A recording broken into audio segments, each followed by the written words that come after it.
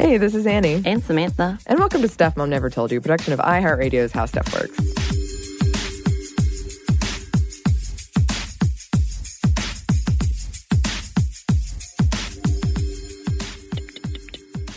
This episode was inspired by a recent news story that made the rounds when Vanna White was going to guest host Wheel of Fortune for 3 weeks. Mm-hmm.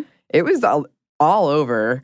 And it got me thinking about female game show hosts. Which is not very heard of.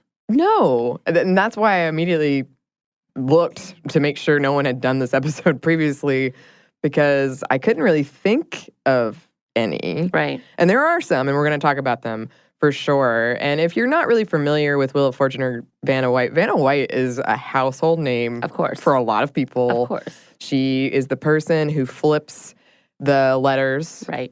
Traditionally. She turns them around. Yes, and she's usually in a long cocktail dress. Always. She's been featured in many rap songs. Yes. And this isn't the first time she's covered for host Pat Sajak. She has been doing this since 1983. That's about 37 years.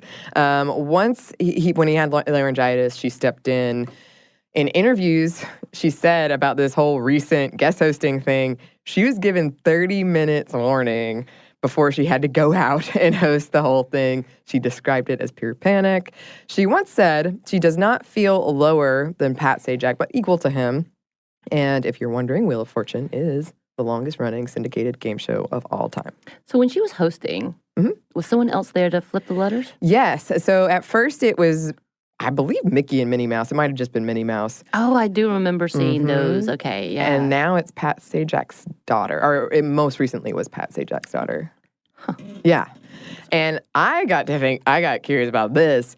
Pat Sajak makes $15 million a year versus $10 million for Vanna White. I mean, that's a lot of money.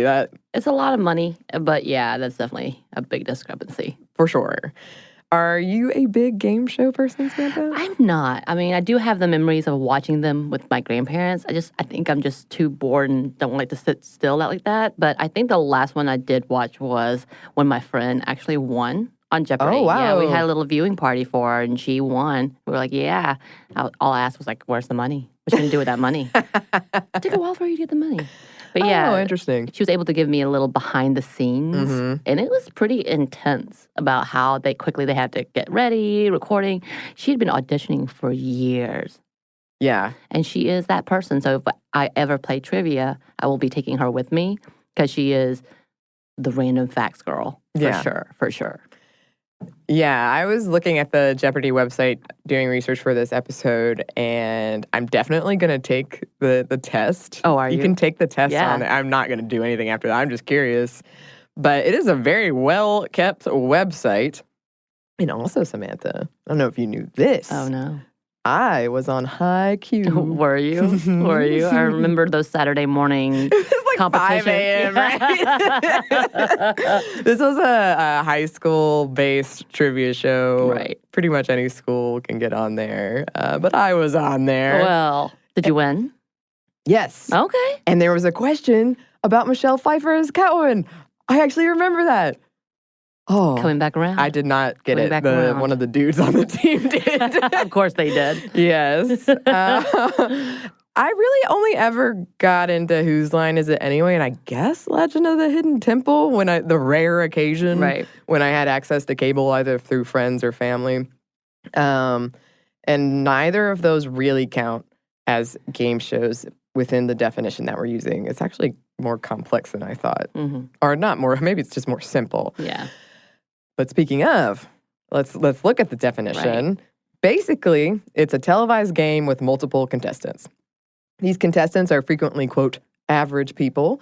From Merriam-Webster, a television program on which contestants compete for prizes in a game, such as a quiz. Right. Some people include reality shows like So You Think You Can Dance, but that's more of a dance competition, which I really love. Variant of reality competition shows also. So, yeah, I really like those types of shows, but I would not consider those a game show. Like, you can just win prizes. These are people who are talented.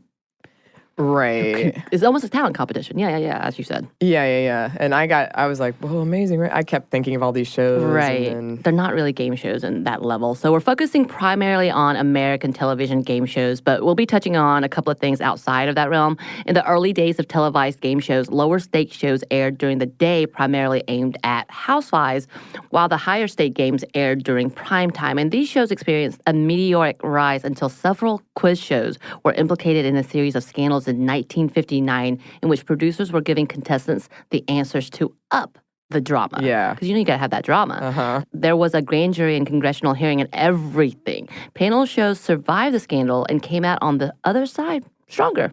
Yeah. Weirdly enough. Another thing that helped was a 1954 Supreme Court ruling in FCC versus American Broadcasting Company, Inc., that giveaways weren't gambling, opening the door to bigger prizes. Yeah, this was so interesting. I did not know about this scandal.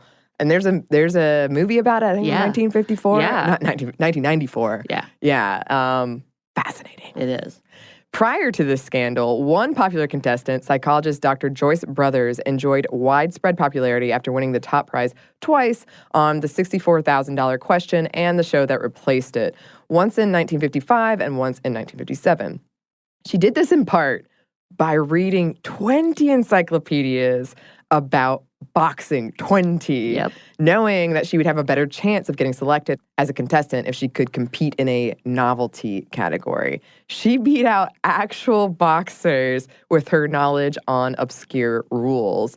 The producers of the show didn't like what they called her superficial knowledge of boxing and attempted to oust her by going out of their way to find questions that would stump her. But she won anyway. Oh, yeah. They tried to cheat and she won every way. She went on to get her own show where she talked about then taboo topics, sometimes still taboo topics, like sexual satisfaction. She guested on several other shows, churned out a few books. She's been in interviews with Conan O'Brien. She is somebody. Yes. Suspicion around quiz shows lingered long after this scandal, and when Merv Griffin lamented to his wife about the death of quiz shows and the lack of public trust among the few remaining in 1963, his wife said something along the lines of, "Why don't you give them the answers?" He was concerned the show wouldn't have enough tension, that drama, so she said, "Why not take the money away? That'll put them in jeopardy." And thus, Jeopardy was born. Yes. So in the wake of the scandal, game shows were relegated to daytime TV in the 60s, but had a comeback in the 70s, but they were pretty low priority in the 80s and 90s for networks, though the Game Show Network launched in 1994. Game shows are going through a pretty big revival right now, initially sparked by the popularity of the 2002 debut of the American version of Who Wants to Be a Millionaire? I remember. Several are being rebooted for primetime along with the original concepts, and of course, some shows never went away. Speaking of Jeopardy, this is a 50-plus-year-old show that continues to draw over 20 million viewers a week. The official website claims they get 9 million viewers a week. Right now, they're in the middle of their greatest of all time tournament, which, have you seen the commercials as they're walking, the competitors are walking really dramatically? I have not, but it's pretty tense. Jeopardy and Wheel of Fortune are among our most watched television shows. That kind of blew my mind. Just think about the older, well, I guess my grandparents have passed away, but that was one of the traditions that I would walk in and sing Wheel of Fortune. Mm-hmm. And I think it's just an easygoing, guess the letter, guess the word. Who doesn't love doing that? You know, I did win $1,000 gambling on the Wheel of Fortune casino game. There's a casino game? I guess that makes sense. Because I was you thinking about spin it and yeah. Right. I was thinking about all of the different game shows that have turned into like home games, you know, or vice versa. It's kind of interesting to see. Yeah, for sure. Level. I have friends my age that watch Jeopardy regularly. And I always get a chuckle when I'm at a bar and that's what's on the television and people are into it. Right. Again, my friend who was on it, she watched it I don't know if she watches it every day, but like she watched it enough to know how this works, the best routes to go, what information, what questions they may be. You know, it's really fun just to see someone who is that dedicated and loving the show. Yeah. Thomas J. Linneman conducted a study called Gender in Jeopardy! Intonation Variation on a Television Game Show, which was really interesting because it looked into uptalk, gender, and Jeopardy! Because in the format of that show, yes, you answer in the form of a question. Yet most people do that with a flat intonation as opposed to the rise at the end of a rise at the end associated with questions and uptalk. Both men and women were more likely to use uptalk when they answered incorrectly and with uncertainty. Women were far likelier to use uptalk in general, even when answering correctly, almost twice as much as men. Black women were far less likely than white women to use uptalk when correct. The study also found that the more success a woman enjoys, the greater her use of uptalk, perhaps as a way to conform to gender norms. Women who show off their knowledge are viewed as unfeminine shrews. Viewers may interpret this as women being generally more uncertain and apologetic for success. Men are more likely to use uptalk when correcting a female contestant's incorrect answer, almost double. And the person who conducted the study argues that this is important to talk about because so many people do watch the show, and if kind of the impression we're getting is women are apologetic or wrong, uncertain, I guess, that has an impact. And just to clarify, probably most of you know, but uptalk is the practice primarily associated with women of ending phrases and sentences on a higher note. So it's like California Valley Girls is the traditional stereotypical example. Like, My name is Samantha. hi, my name is Anney. Okay. I do that all the time. Wasn't like also kind of a question? Yes. Exactly. So another study found women take fewer risks on game shows. Over the course of Jeopardy's 30-plus seasons, men have earned double the amount of women, despite pretty much the exact same percentage of correct answers. Women wager about half what men do. I would do that too, honestly. Some other interesting tidbits. About 60% of contestants are male, and the most common category is sports. Other studies have argued that questions skew masculine, and women only won 14% of the time in 2004. In 2014, that number was over 50%. Still, only 4 women have won 6 consecutive Jeopardies, as opposed to 20 men. Wow. Yeah, that's a lot. Yeah. Game shows made $1.83 billion in ad revenue in 2016, so this is pretty lucrative category. They are generally cheaper and easier to produce. Is it including the items that they display, such as Price is Right? Because that's an ad in itself. That's true. Huh. What makes a good game show host? When asked that question, a lot of people say things like confidence, humor, leadership, authority, a lot of things that have been traditionally coded as masculine. However, another popular trait given was generosity or empathy for the guest, which is a very feminine coded thing. Reading the room, essentially. And in our Dungeons and Dragons campaign as the Dungeon Master. Oh, I feel this. Yeah, we've talked about how powerful you felt. Oh, I do. I feel very powerful, but also you've got to, it cracks me up that nobody listens to this. I'm not going to kill them unless they do something very terrible, but they're always so scared. And so sometimes I have to, put in a little Mothering. Be okay. Nurturing, a little bit of nurturing in there. Yes. So let's talk about numbers. Historically, game show hosts have been men. Surprise, surprise. A rough estimate puts the number of American male game show hosts on television since it was a thing at 230, while women clock in around 23. So there's 10 times 10 times more. Yeah. Women do dominate another aspect of game shows, though. One feature of several of these shows are the typically female models who show off the prizes, or in the case of Anna White, flip letters as well. Think Barker's Beauties on The Price is Right from Bob Barker, previous host, or Deal or No Deal's 26 models holding suitcases, including at one time Meghan Markle and Chrissy Teigen. Right. Mm-hmm. Deal or No Deal was relaunched in 2018 after a 10-year hiatus. After much debate, they did bring back the so-called suitcase girls. The message could be read that these beautiful women are there to serve you, that they might make your dreams come true. They do very much seem like beautiful set pieces to be objectified and consumed. And seriously, there's so many examples of this, definitely more than there are female hosts. Most of these models were never even mentioned by name. Carol Merrill of Let's Make a Deal, was the first game show model to become a household name thanks to host Monty Hall always referring to her by her full name. According to her, she would receive letters asking if she could even talk, to the point they made a joke out of it in their 2,500th episode when Meryl finally talked, the gag being she did not stop talking. She kept talking and talking and talking. Right.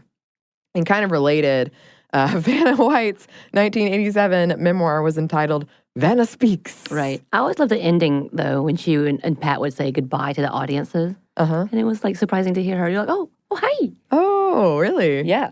So another problem, almost all of these models are and have been white women.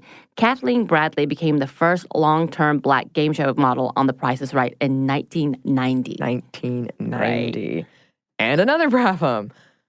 Bob Barker and his show were leveled with several sexual harassment and workplace discrimination lawsuits, which Barker denies. Mm-hmm. According to Gwendolyn Osborne-Smith, a former Price is Right model, when new host Drew Carey was asked what he wanted the models to be called to replace Barker's beauties during the interview process in 2007, he said, "They're not mine. They're their own people, and you can call them by their names." What a newfound concept. What a good guy. Names! By 2010, the models were outfitted with mics, and in 2012, the show hired their first male model. Nowadays, they have two. Are they shirtless? I have no idea. Just, I don't think so. So most of these early games shows also stuck to a strict gender role, meaning that female contestants fought for prizes like cribs or groceries, Mrs. Goes a Shopping, or supermarket sweep. Yeah. In 2017, Jane Lynch, host of Hollywood Game Night, said that the low numbers of female game show hosts always surprises her. She told Huffington Post, "Hollywood Game Night might have started this revival, but there's still no more female hosts. I'm the only one. There's just kind of an inability to open up the mind, I think, to females hosting things." And after I read that quote, I looked up how many women have hosted the Oscars, and not a lot. No, not at all. It's like 20 compared to... And usually they're co-hosting with someone. Yeah. Maybe a future episode. Mm-hmm. Depending on your definition of game shows, she is one of the only women hosting one on network television. Ellen DeGeneres recently joined the fray with Game of Games. And while we are focusing on hosts today, definitely don't want to downplay the women behind the scenes making these shows happen, because that is a lot of work without a lot of recognition. But we do have some examples of a famous past female game show hosts and some present. But first, we have a quick break for a word from our sponsor.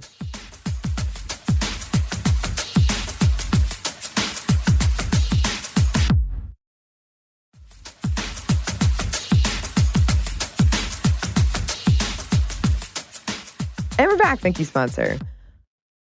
Let's start with Arlene Francis, who regularly featured on the game show What's My Line for 25 years. But that wasn't her only claim to fame. She also worked on her show Blind Date. Do you know Blind Date? I was trying to remember. I know there's a game show where, I don't think this is the one where it was we figured out a serial killer. Oh my God. Was on there as a contestant, but I don't think it was a Blind Date. Oh dear. It was a dating show, though. Okay, well, I'll look into that later. Francis previously worked on radio shows, including the 1943 radio iteration of Blind Date, which, as the name implies, is a matchmaking show.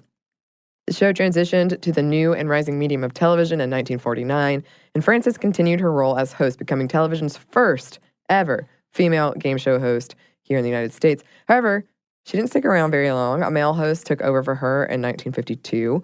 But her success opened the door for her to appear on What's My Line, and she secured another first soon after when she was cast on the variety show Your Show of Shows, becoming the first female MC, or FemC. Ew. Yeah, that's what she was referred to.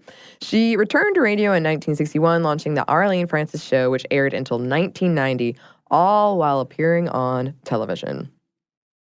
And we got to talk about Betty White. I didn't know she was going to come up. I had no idea she was a host. I didn't either, but from the 1950s to the 1980s, Betty White guested on all sorts of game shows. Enough so she was nicknamed the First Lady of Game Shows.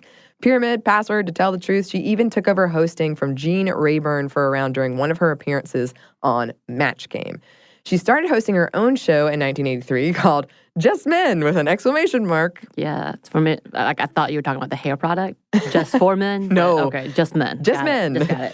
2 female contestants would face off to claim the prize, which was a car. The men on Just a Man came in the form of 7 male celebrities. The female contestants had to guess how these male celebrities would answer to yes or no questions. And if the female contestant was right, the male celebrity would give the contestant a key that might belong to the car up for grabs. For her work on this show, White won the Daytime Emmy for Outstanding Game Show Host, the first woman to do so, beating out Dick Clark and Richard Dawson. However, the show is short-lived, ending the same year it began after only 65 episodes due to low viewership. I can't say I've ever heard of that game. Nope, me either.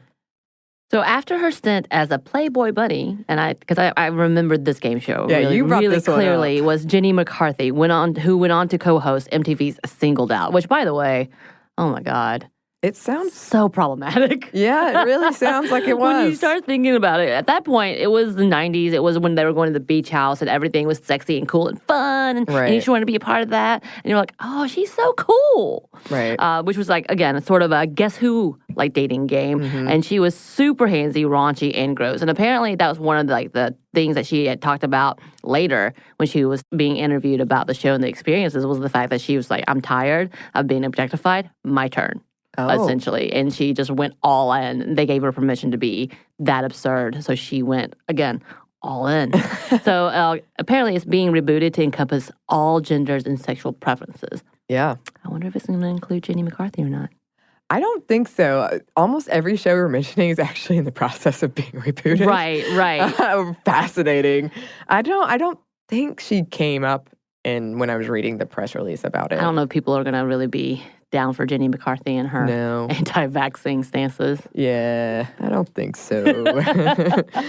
In the 90s, also in the 90s, 2-time Olympic swimming gold medalist Summer Sanders became Nickelodeon's first female game show host on Figure It Out, also being rebooted. She has said she is interested. She said she found out about this on Twitter and is interested in coming back and guesting on it. Yeah. And then I remember this. In 2001, The Weakest Link. Oh, you didn't say it right. The Weakest Link. Thank you for that correction. Premiered in the United States, this was the U.S. version of a British show. It was hosted by Anne Robinson, the UK's, quote, Queen of Mean. And the saying, "You are the weakest link, goodbye," was all the rage for a while. And despite the catchy slogan, the show only lasted 2 seasons, but it felt like a long time. Right. It really did. Like, I feel like it was on every sitcom. Yeah. In that time frame. Yeah, I read a lot of essays about this in particular, and was it basically promoting the view of women as like shrews and mean and bitchy? It kind of did. I guess so. I just remember it being like a harsh school marm type of thing. Yeah. So Brooke Burns accepted the gig of hosting GSN's The Chase in 2013, and she hosted a couple of others. I can't remember all of them, but I do know I've seen her doing her thing. And also, she is a former Baywatch cast member. Did not know that. Yeah. 22 years after Betty White's historic win, Meredith Vieira won an Emmy for Outstanding Game Show Host for Who Wants to Be a Millionaire, which she took over hosting duties from Regis Philbin and moved it to from primetime to daily syndication. She hosted for 11 years. Wow, I didn't realize it was that long. Yeah. She won a second Emmy for Outstanding Game Show Host and trailblazed for women in the game show world in another way by co-executive producing 365 episodes. Okay. Kim Coles became the first Black woman to host a primetime game show with Pay It Off in 2009. And for those who are really jazzed still about daytime game shows, Leslie Jones just signed to be the new host for Supermarket Sweep, which we talked about being really, really kind of misogynistic a little bit, or very sexually. I mean, yeah, if it's all women, and well, we'll see. We'll see. I'm sure Leslie won't let that happen, which has already been launched in the UK, and the contract process apparently took a long time, and it was a whole bidding war for the different networks to get it. So Supermarket Sweep is like you have a cart and you're trying to throw stuff in it? You and a partner have to get a certain amount. I honestly don't know. I just remember seeing them in T-shirts, matching T-shirts, getting ready to go with their carts, and then just scrambling through and like, I don't know if they're trying to like, paper. Yeah, I don't know if they're trying to I think it was value-based or something. Okay. I thought it was value-based. I want it to be like a Top Chef level of you've got 30 minutes to do this, but you only have 5 minutes to do this. Mm-hmm. Well, yeah, that's kind of funny because we were talking about this before we started rolling, how a lot of American game shows are seen as too competitive and loud for international markets, which I find very funny. We did talk about the fact when you look at some of the UK game shows, it's very calm. Which is relaxing. Because if Anne Robinson from The Weakest Link is the example we have, but everybody tells me about the Great British Bake Off, that they're so nice, and that's why they like it. And then I researched and told you they only get flowers as where. And recognition. And recognition, yes. But like if you do, as we were talking about Top Chef, $125,000 in each episode, you probably won either a car or $10,000 extra dollars or a trip to Spain, trip to Italy. So it's kind of giant amounts of money. Yeah. But to be fair, I think they have more sponsors. If you watch British Bake Off versus Top Chef, Top Chef is sponsored by Saran Wrap people. I can't remember, but Glad? Glad, yes. There you go. A lot of Glad things happening. Recently, it used to be Toyota, and the newest episodes or the newest season that I watched was BMW. So it went up pretty significantly. Sure. Well, that is a world I will probably research, even though I don't have time to do anything else but work right now, but I'll probably do it. It's pretty fun. We do have one more thing we want to talk about when it comes to women in game shows, but first we have one more quick break for a word for our sponsor.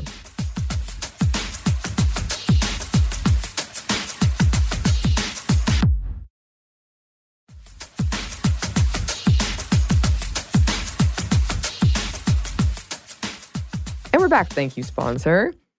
Before we close out, we did want to touch on something called the Monty Hall problem. So imagine this scenario. You are on a game show with 3 doors. Behind one of the numbered doors is a new car. Behind the other 2, goats. You choose door number 1. The host, Monty, who knows what's behind all the doors, opens door number 2, revealing a goat. Then he asks you if you want to switch doors. What do you do? Well, this might seem like a simple thing. Most people would say it's 50-50. It doesn't really matter. But there are whole books that have been written about this. And if you're wondering why we're talking about it, we've got to talk about Marilyn Vos Savant, a child prodigy born in Missouri in 1946. Seriously, the Guinness Book of World Records awarded her for having the world's highest IQ. And she was known as the world's smartest woman. Perhaps worth noting, she does not think the IQ test necessarily is a good measure of IQ. But she's smart. She's very smart. Right. Parade magazine offered her a full-time gig, and she created a column called Ask Marilyn, which was a weekly column where people could write in with academic questions or puzzles, and she would answer them.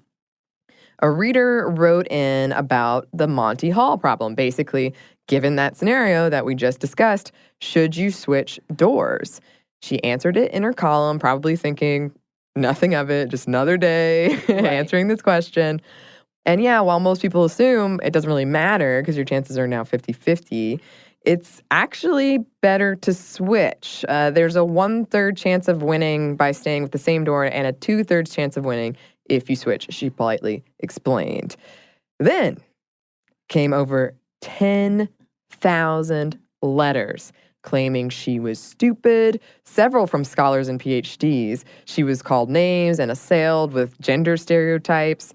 Here's a taste of some of the letters she received. Again, world's smartest woman providing the correct answer. And also, shout out to Priceonomics for this roundup of letters.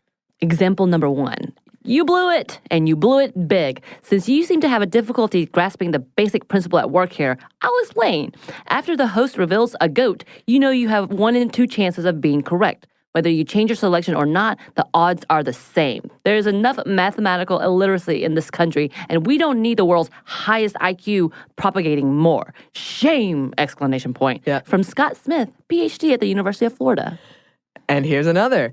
May I suggest that you obtain and refer to a standard textbook on probability before you try to answer a question of this type again? From Charles Reed, PhD, University of Florida. That's 2 for Florida. So here's one from Georgia State University. I'm sure you will receive many letters on the topic from high school and college students. Perhaps you should keep a few addresses for help with future columns.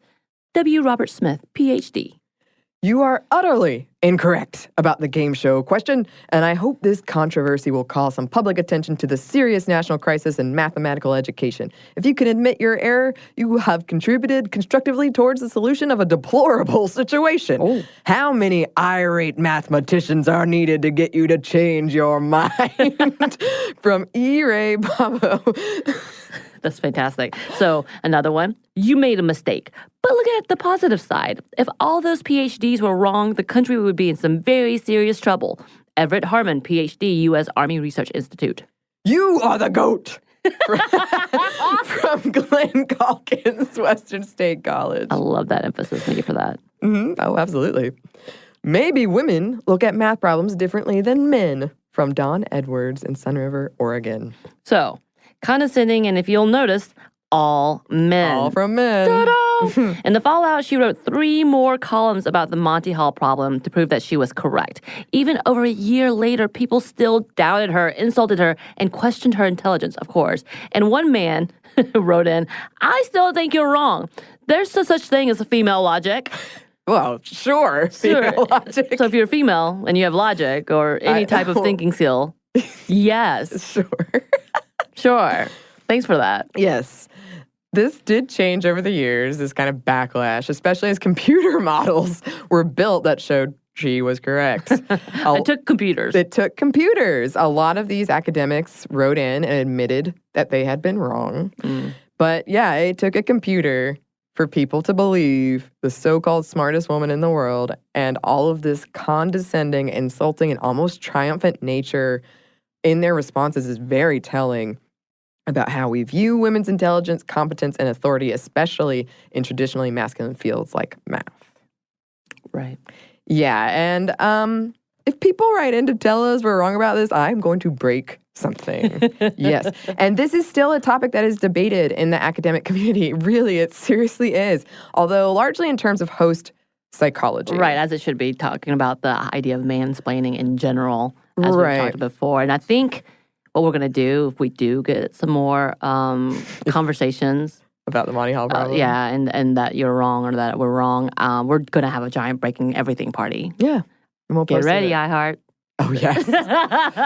This is our warning to our boss. We're gonna rage!